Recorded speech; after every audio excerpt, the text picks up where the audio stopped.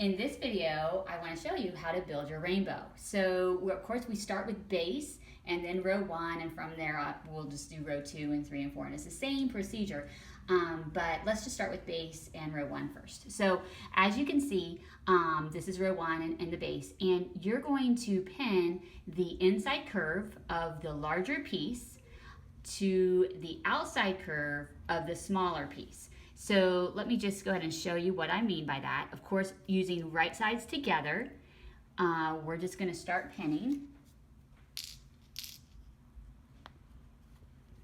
And as we pin, we're just going to manipulate the fabric so that it follows that outside curve of the smaller piece.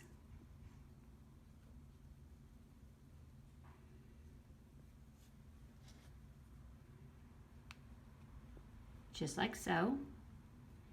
And it should meet both in the beginning and at the ends. And so you kind of know that it's working if they do match up.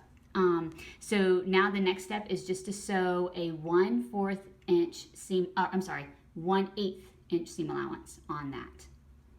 And so as you can see, we've just stitched a 1/8 inch seam allowance. I like to back stitch at the beginning and at the end just to kind of secure your stitches. And so if we open it up, we'll see that they're both right sides showing of the fabric. And so you'll want to just continue with row 2.